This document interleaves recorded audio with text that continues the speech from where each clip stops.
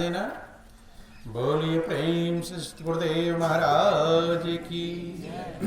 तो चर्चा चल रही थी कि हम भगवान राम की मानते हैं, राम को मानते हैं लेकिन राम की नहीं, कृष्ण भगवान को मानते हैं लेकिन भगवान कृष्ण की नहीं मानते, रामायण को मानते हैं, गीता को मानते हैं, उन्हें प्रणाम करते हैं, लेकिन अगर रामायण की मान ले तो आपके कल्याण में कोई दिक्कत नहीं। बंदो ध्यान देना। बोलो वृंदावन बिहारी लाल की। देखो ये मनुष्य की जिंदगी अनमोल है, प्रभु की अनमोल कृपा से मिला है, दया से मिला है बंधुओं। लेकिन कोई बिरला भाग्यशाली होता है जो ये समझ पाता है कि जिंदगी क्यों मिली। बहुत ही बड़ा जो भाग्यशाली होगा, प्रभु की विशेष कृपा जिसके ऊपर होगी, वो समझ पाता कि हमें मनुष्य की जिंदगी मिली तो क्यों मिली। देखो रामायण क्या कहता है, इस जिंदगी में अगर सब कुछ मिल जाए, धन के भंडार हो, कार कोठी हो, बिल्डिंग इमारत हो, बाल बच्चे हो, बेटा बेटी, नौकर चाकर, पद प्रतिष्ठा, सब चीजें मौजूद हैं, लेकिन अगर एक चीज मौजूद नहीं है तो महापुरुष कहते हैं कि वो सब चीजें बेकार। क्या? कि भक्ति बिना गुण सब गुण ऐसे, और लवन बिना बहु व्यंजन जैसे। भक्ति के बिना आपकी सारे गुण, सारी योग्यता, सारा धन बल उसी प्रकार से बेकार है जैसे नमक के बिना भोजन बेकार। सारे अच्छी सब्जियां बना लो, सारे तेल मसाले डाल दो, लेकिन उसमें अगर नमक नहीं है तो उसका स्वाद मिलने वाला नहीं। तो जैसे नमक के बिना भोजन बेकार है, ऐसे जिंदगी बिना प्रभु की भक्ति के बेकार। और लगभग सभी लोग कोई ना कोई भक्ति करते ही होंगे। कोई अगरबत्ती जला देता है, कोई जल चढ़ा देता है, कोई राम राम कह लेता है, कोई पूजा कर लेता है, जैसा उसको कोई माला फेर लिया, कोई पाठ कर लिया है, कोई तीर्थ यात्रा में चला गया। सभी लोग कोई ना कोई भक्ति करते हैं कि नहीं करते? फिर तो सबका जीवन ही धन्य हो गया है। जबकि महापुरुष कहते हैं भक्ति सारे सुखों की खान है। क्या है? भक्ति सारे सुखों की खान है। कि भक्ति स्वतंत्र सकल सुख खानी, और बिन सतसंग न पावहि प्राणी। भक्ति स्वतंत्र है, वो किसी चीज के अधीन नहीं, और सकल सुख खानी, एक सुख नहीं। यहाँ तो दो चार सुख पाने के लिए बेचैन होंगे, नहीं है। और भक्ति क्या है? सकल सुख खानी, सारे सुखों की खान है। लेकिन यहाँ भक्ति करने वाले भी दुखी दिखाई पड़ते हैं कि नहीं पड़ते? इसका मतलब है कि या तो गलत लिखा गया, या तुलसीदास ने कुछ भांग वांग खाकर लिख दिया होगा कि भक्ति सारे सुखों की खान है, और या तो हम उस भक्ति को समझ ना पाते हों जो सारे सुखों की खान है। ध्यान देना।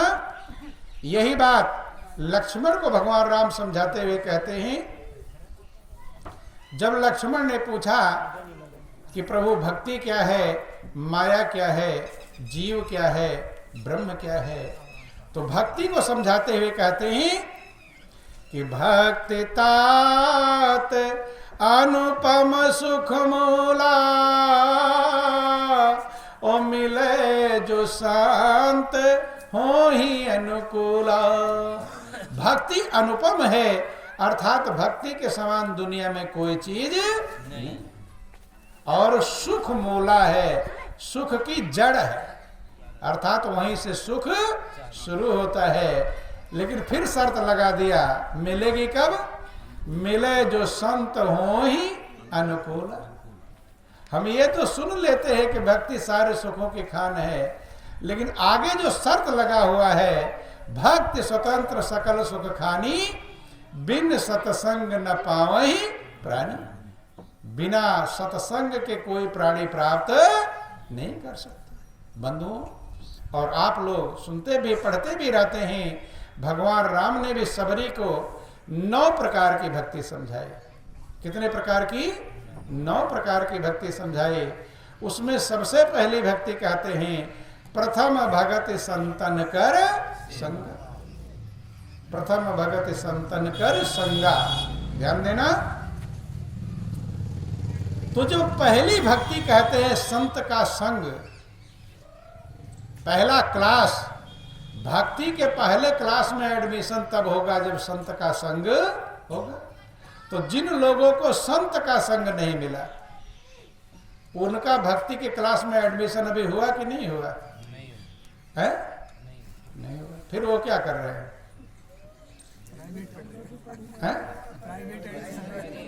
बोलो वृंदावन बिहारी लाल की।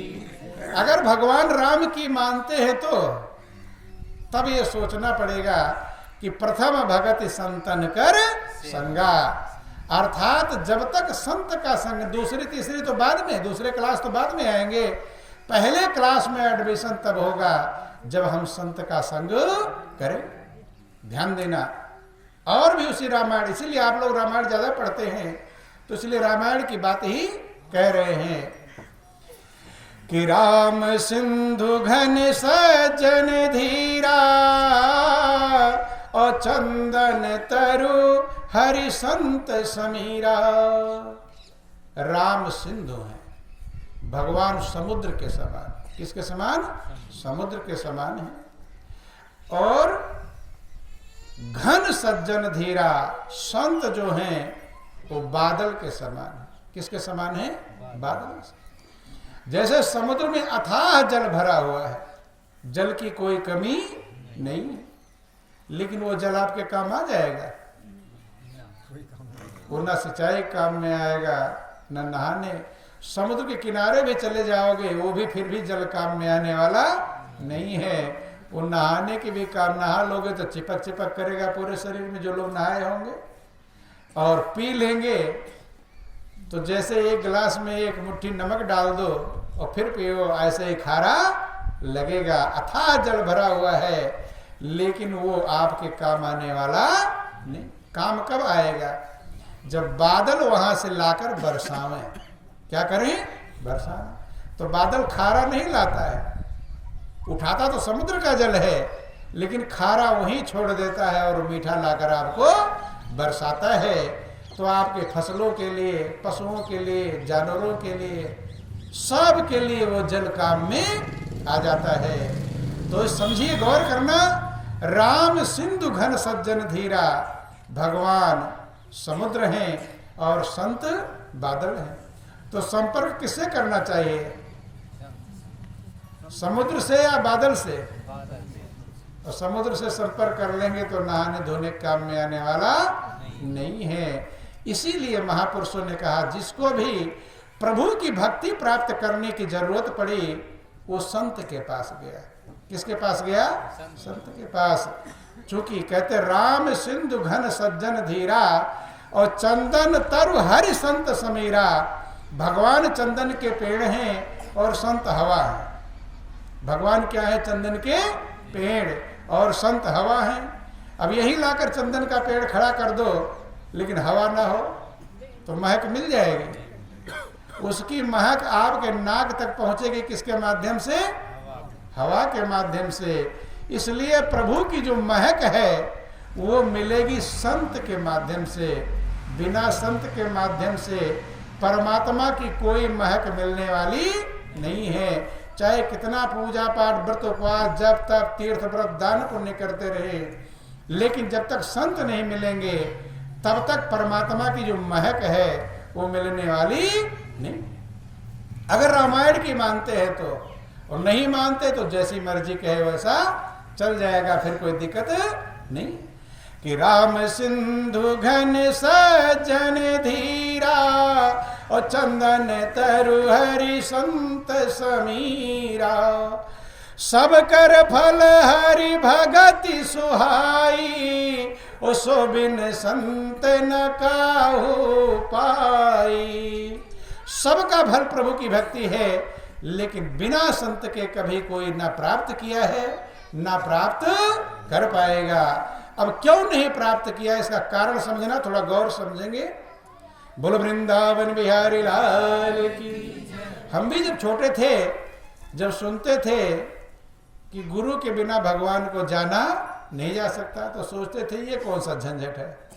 सोचा हमें प्रभु से प्रेम करना, तो बीच में बिचौलिया की क्या जरूरत है। मन में आता कि नहीं आता। हम भी छोड़ते थे, छोटे सोचते थे क्या हमें तो प्रभु से प्रेम करना है, अपने दिल से हम प्रभु से प्रेम करेंगे, बीच में गुरु का एक झंझट क्यों है।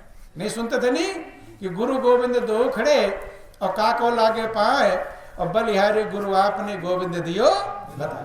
जब सुनते थे कि गुरु के बिना गोविंद को जाना, तो सोचते थे हमें दिल से प्रभु से प्रेम करना है, और बीच में बिचौलिया और झंझट। लेकिन जब समझ में आता है बंधुओं, तभी समझ में आता है क्या कारण है। इसका थोड़ा गौर करेंगे।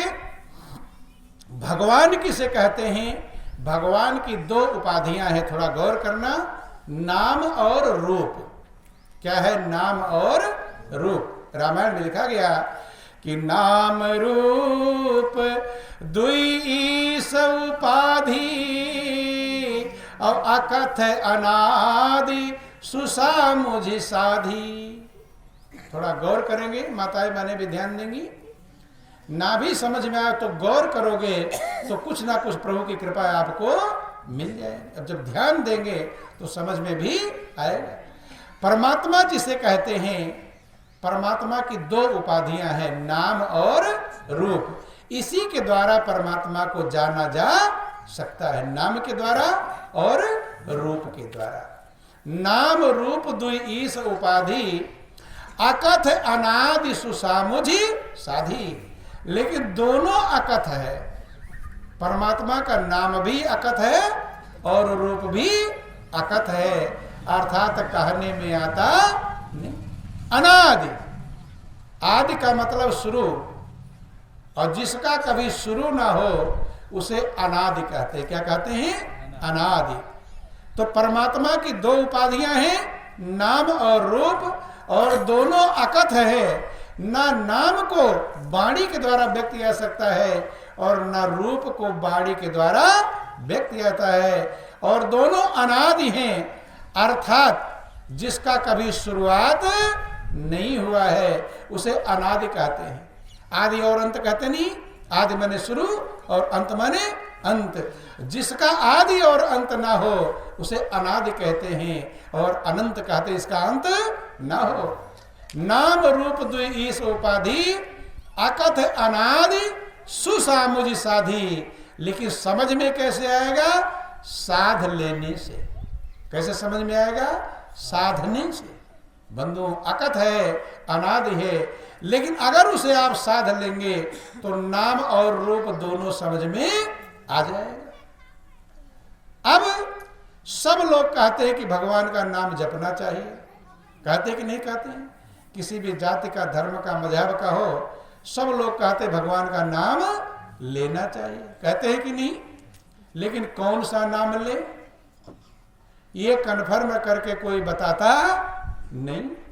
इसलिए जैसा जिसको समझ में आता है वैसा ही नाम लेते रहते, अपनी मर्जी के अनुसार। कैसे लेते हैं? अपनी मर्जी के अनुसार। लेकिन अपनी मर्जी वाला मंजिल पहुंचाता नहीं। क्यों नहीं पहुंचाता है? जैसे आप चौराहे पर खड़े हो और आपको मालूम नहीं कि कौन सा रास्ता जाएगा। बोलो वृंदावन बिहारी लाल की जय। चौराहे पर खड़े हैं और